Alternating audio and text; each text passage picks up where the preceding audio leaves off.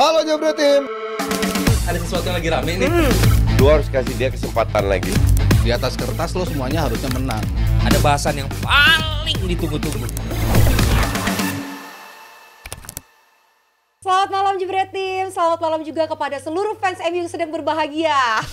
Ini namanya seri rasa menang ya Jebret Tim ya. Semua orang tuh bikin konten ya seolah-olah ini menyambut hari yang indah. Panji juga kemarin gimana Ji? Ngitungnya gimana jaringnya Ji? 1, 2, 3, 4, 5, 6, 7. Kok hasilnya 22? 22 kan aku sayang ayah. Tapi itulah gue sebenarnya bukan ngatain Liverpool ya, tapi ada fans-fans yang udah jumawa nih kayaknya bakal jadi 7-0 jilid 2, minimal 3-0. Ternyata tidak terbukti. Nah itu lagi makanya gue bilang kekuatan dari Songong bang, mulai songong. Udah. Sombong, Setiap hari. Lagi. Apalagi Mardel udah duluan itu mah dia ya. Gitu dong, tapi gue seneng lihat semangatnya fans MU yang berapi-api seolah punya harapan hidup lagi ya. Tapi Jebret Tim hari ini juga jangan lupa semangat untuk nyawer dong. Pokoknya kalian yang mau dibacain nanti komenannya, ya pernyataannya, pertanyaannya atau salam-salam. Jadul banget ya salam-salam. Boleh pokoknya semuanya Nesa bacain nanti asalkan kalian nyawer, silakan. Dan kita akan awali dulu membahas dua tim London yang raih hasil seri. Ini Arsenal udah 7 kali seri Ji musim ini. 6 diantaranya unggul dulu loh padahal dia. Yoi. Tapi kita sudah mengira Arsenal sudah selesai dalam rebutan gelar juara. Tapi kayaknya masih memunculkan percikan-percikan api. Apakah dia sebenarnya ada di posisi untuk bisa mengejar Liverpool atau memang menurut lo Arsenal juga ya musuhnya diri sendiri karena dia konsistensi menjadi problem dia, bahkan tahun ini lebih jelek dari sisi konsistensi dibandingkan tahun-tahun lalu dari sisi end produknya dalam bentuk efektivitasnya Mario. Iya kan, yang dibilang sama Arteta juga, kita kan mencoba di setiap game untuk bisa mengganggu Liverpool, untuk bisa mengetuk pintu pada saat Liverpool ngebuka pintu kesempatan buat tim lain bisa mengganggu mereka. Ya kesempatannya jelas, ya skor imbang atau mereka terjegal kalah. Dan Arsenal akan memikirkan gimana mereka mendapatkan 3 poin di setiap pertandingan. Tapi ternyata nggak semudah itu juga. Ternyata kemarin lawan Brighton, ya mereka tertahan imbang. Tadi sempat disinggung juga sama Nesa, mereka menjadi tim yang unggul, tapi akhirnya disamakan skornya. Emang periode yang bisa dibilang cukup sulit ya buat Arsenal, terutama dalam kayaknya 11 hari mereka akan bermain 3 kali. Ada jadwal yang sangat padat dan di situ yang akan ngebuktiin rotasi yang dilakukan, yang harus memang dilakukan rotasi ya karena lo tahu pemain-pemainnya begitu mudah cedera ketika bermain terus-terusan. Kalau lo maksain Odegaard main terus, kemarin gua rasa juga mungkin ya akan end up-nya cedera lagi, makanya kemarin dimasukin di babak kedua gitu. Nwaneri main bagus, ternyata akhirnya harus ditarik keluar juga karena mengalami cedera. Jadi ya nggak mudah dengan materi yang ada seperti ini, dia harus melakukan rotasi, tapi berharap keseimbangan itu tetap bisa mereka dapatkan. Ternyata ya nggak semulus yang coba dilakukan. Di beberapa pos mungkin berjalan sesuai skenario ya. Kalau kita bicara back kiri, Calafiori main di situ, kadang ditukar juga oke. Di tengah rotasi terus coba dilakukan, kadang Partey dimainin, kadang Merino dimainin, Declan Rice disimpen. Cukup berjalan sesuai yang dimau sama Arteta gitu. Tapi ternyata dari sisi defense mereka bisa kecolongan juga, dan dari sisi offense harapan mencetak gol ternyata nggak semudah itu Ji. Sementara satu sisi kita dari mungkin bisa dilihat bagaimana Nwaneri ini kayaknya bisa lebih dicoba untuk rotasi ketika emang Saka nggak ada atau memang terlalu dini untuk mencoba dia di saat sekarang Arsenal lagi butuh poin-poin untuk yang lebih decisif lah. Iya, gua rasa sih Nwaneri waktu itu sempat kita bahas juga ya. Gua ngeliat dia ini lebih pengganti yang istilahnya like for like gitu. Ketika Saka kan belakangan kendala dia dari musim lalu ada kendalanya overuse kalau menurut gue Mas. Selalu dia dimainin, bahkan di pertandingan yang udah notabene udah nggak terlalu penting, kayak Champions League mereka udah pasti lolos, tetap dimainin. Dan dampaknya kayak musim lalu, Saka juga ada periode cederanya, dan yang paling parah cedera musim ini kayaknya yang paling panjang deh dibandingkan musim-musim Saka sebelumnya. Dan Nwaneri beberapa kali, tiap kali dia diturunkan, gue ngeliat dia bisa ngejawab itu, bukan cuma sebagai winger, tapi kadang beberapa kali juga musim ini dia masuk gantiin Odegaard malah Mas ya. Dia masuk di area tengah, dia bisa ngejawab dan ngidupin area sisi kanannya Arsenal. Tapi ya lagi-lagi gue rasa di pertandingan kemarin pun akhirnya ya mungkin ada faktor cedera juga, dan ditambah kartu kuning dari babak pertama ya, sampai akhirnya dia diganti di babak kedua. Itu menurut gue nggak lepas. Terlalu dini nggak sih? Itu menurut gue terlalu dini sih. Oke. Walaupun kecederanya mungkin minor, menurut gue tetap bisa dilanjutkan. Tapi faktor kartu kuning. Padahal yang bikin bulan dia Maret kan diganti. masih ada, bukan, salah. Apa tuh, Mas? Salah topik, sorry. Terlalu dini kok jadi Maret ini. Nanti ada Cuman itu. cederanya kan dijawab sama Arteta. Emang dia ada muscle injury yang mengharuskan dia untuk ditarik. Kalau enggak ya bisa end up-nya Nggak ada siapa-siapa lagi. iya, cederanya justru akan lebih berat yang biasa dia lakukan. Dan dia kan belajar juga. Yang tadi Rizal bilang Saka sering dipaksain, Odegaard terlalu sering dipaksain, akhirnya mereka terlilit cedera juga yang tidak perlu gitu. Makanya dia melakukan rotasi. Nwaweri udah menjadi pengganti Saka, ternyata nanti cedera juga lu nyari siapa lagi gitu loh untuk di posisi itu. Walaupun beberapa game terakhir Martinelli yang dicoba di posisi sayap kanan ya, Iya, ketika terus Saka kiri nggak ada pindahin gitu. ya. Martinelli di sana. Tapi faktor karena Arsenal indisiplinirnya kan parah banget di musim ini. Dan gua rasa Arteta mikirin itu juga. Pemain udah kartu kuning langsung gua tarik aja deh. Walaupun lagi-lagi gua ngeliat Arsenal musim ini tuh banyak banget. Tadi Kanesa di awal udah nyinggung soal udah unggul tapi nggak pernah bisa mempertahankan keunggulan. Kalau Arsenal musim lalu gue rasa bisa, karena musim lalu Arsenal kualitas bertahannya bagus banget, tapi di musim ini kualitas bertahannya udah nggak sebagus itu lagi, dan lini depan malah lebih tumpul dibanding musim lalu. Jadi gue rasa ini kombinasi yang buruk, dan lagi-lagi Liverpool beberapa pekan terakhir udah sering hilang poin loh, tapi Arsenal nggak bisa manfaatin itu. Menurut gue kendalanya masih banyak banget sih Arsenal ini. Berarti sekarang pointing fingersnya ke Arteta dong, Mas. Dari sisi bagaimana dia menyiapkan tim ini, dia terlalu yakin dengan timnya, dengan kedalaman yang ya kita lihat, ya tadi kan Rizal bilang like to like, tapi apa iya Saka dengan Nwaneri like to like, Martinelli di kiri, apakah ada penggantinya? Striker pun dia nggak beli yang memang decisive atau yang bisa world class, ataupun yang di tengahnya memang belum ada yang benar-benar bisa menggantikan Odegaard juga kan di sana. Iya, kalau tengah untuk sisi creativity ya lo jelas, lo main ada Odegaard sama enggak kan kelihatan Beda banget. banget. Jauh. Arsenal yang betul-betul berbeda gitu. Tapi kalau bicara Nwaweri, menurut gua ini pemain yang emang udah layak diberikan jam terbang terus gitu, terutama ketika lo nggak punya Saka, karena ya dia bisa memberikan something, terutama dalam mencoba masuk ke dalam kotak penalti, one on one-nya juga cukup bagus, berani untuk masuk, apa yang dilakukan oleh Saka lah. Mungkin bedanya dia bukan tipe pemain yang bisa belok ke kiri lalu nembak dengan kaki kiri atau kaki kanan, itu bukan tipenya Nwaweri.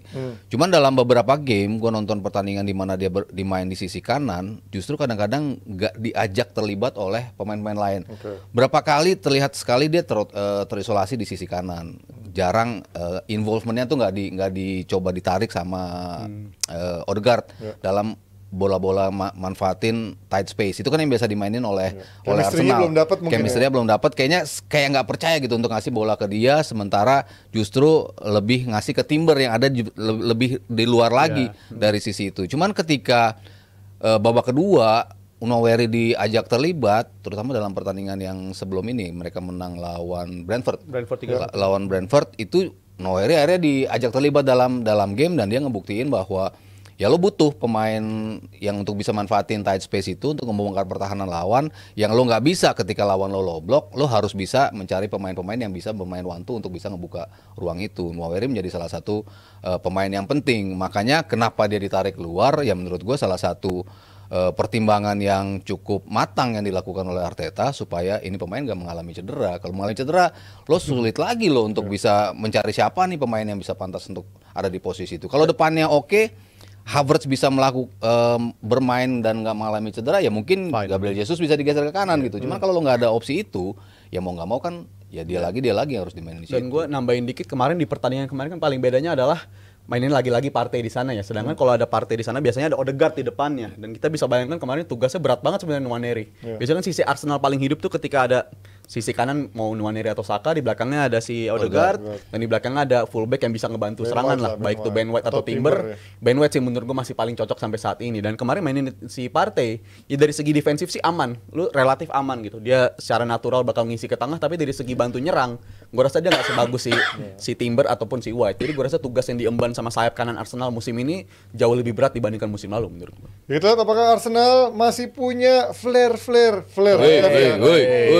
F dong. Flair untuk bisa melanjutkan perjuangan yang musim ini. Panji kalau duduk samping Nesa nih pasti dah. Ntar ada lagi nih, mulai nih abis ini nih. Mau tadi ya? Oh iya. Kan? Flair. Tapi juga ngomongin flair. Apakah Arsenal bisa punya flair untuk melanjutkan musim ini sebagai title contender, atau akan membiarkan yang ada di puncak sendirian berdiri bebas di sana, berdiri ya kan? Sementara tim London lainnya, kalau yang tadi merah sekarang yang biru juga lagi-lagi 4 pertandingan nggak pernah meraih hasil kemenangan. Padahal sebelumnya kita begitu muja-muji walaupun sekali lagi tanpa ekspektasi, Iya. di luar ekspektasi dia ada di posisi sekarang kan. Tapi kenapa suddenly dia 4 pertandingan ini menurun dari sisi produktivitas maupun dari sisi ini permainan? Gue rasa ini kendala yang benar-benar semua gamenya udah mirip gitu. Di mana 4 game terakhir mereka nggak menang, gue ngerasain semuanya sama persis pertandingannya. Yang mana kesalahannya masih Sama kayak pemainnya dong mirip semua. Parah lo Mas lo.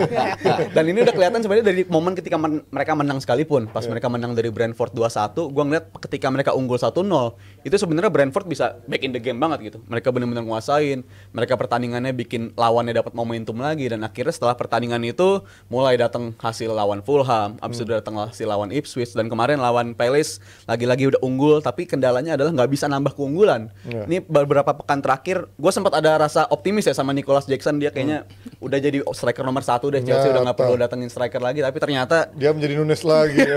kumat lagi dan ditambah diperparah sama kondisi lini belakang.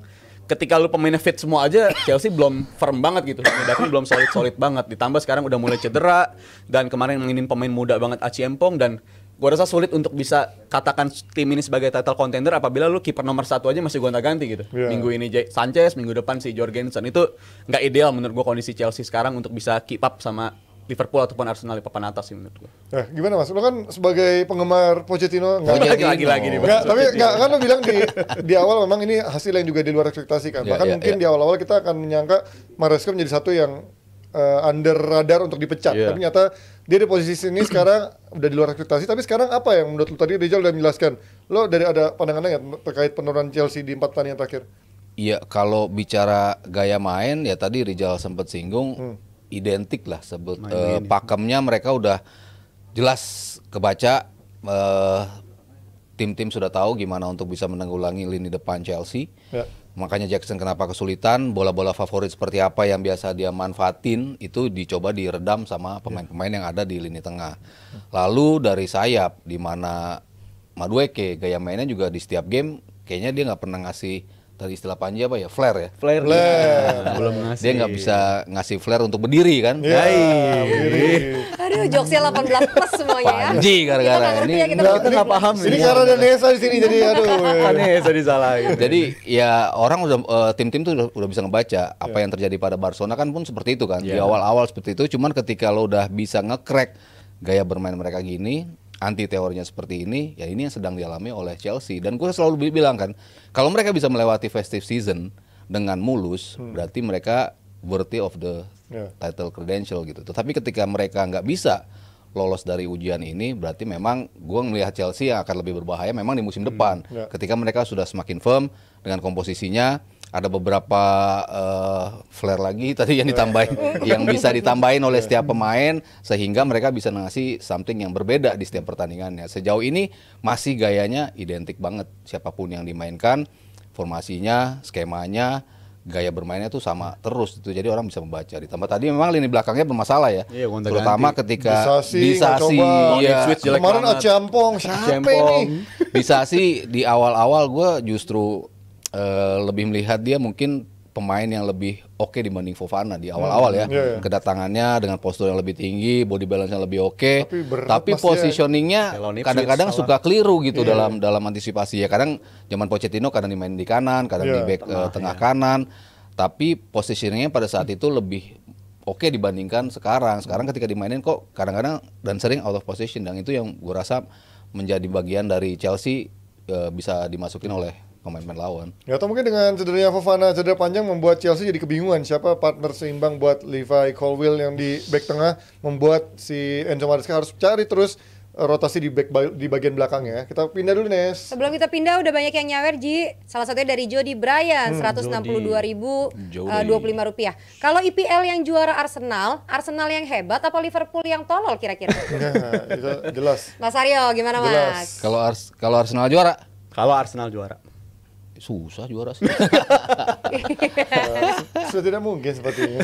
Iya, gue lebih melihat Liverpool sulit untuk dikalahkan, dan kebukti cuma ada satu tim yang bisa mengalahkan mereka di semua kompetisi musim ini. Mereka hanya kehilangan 5 kesempatan ya. Satu kali kalah dan juga 3 kali imbang kalau nggak salah, atau 4 kali imbang. Ya. Mereka hanya kehilangan dalam 5 kesempatan. kehilangan poin. Artinya memang nggak mudah untuk bisa mencuri poin dari Liverpool. Butuh permainan yang luar biasa dari setiap lawannya, termasuk seperti United kemarin.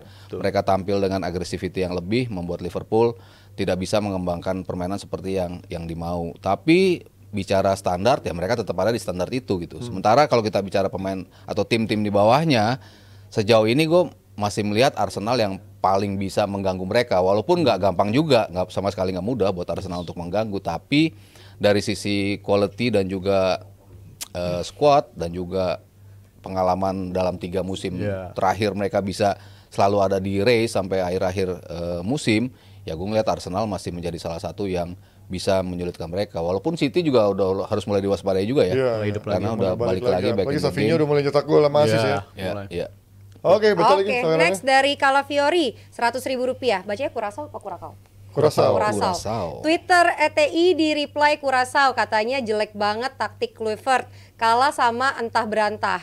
GL King Indo. Good luck. Good luck King Indo. Nanti dibahas. Wih, Palestina Dari Peles Still ada Rp50.000. Ayo Peles, lini serang Mateta, Eze, dan Sar mulai ada chemistry-nya. Ayo salib MU. Aduh, salib MU. Peles yang ngomong. Kemana Peles? Iya. Next dari Edwin Octavianus Lim, Rp50.000. Ko Justin kemana? Mungkin partnernya bisa Panji jawab. yang bisa menjawab. Thank you for watching. Thanks for watching. Kemana? Katanya lo lebih-lebih dari Kalau sini, tadi coaching. postingannya masih ada juga tuh di depan layar kameranya.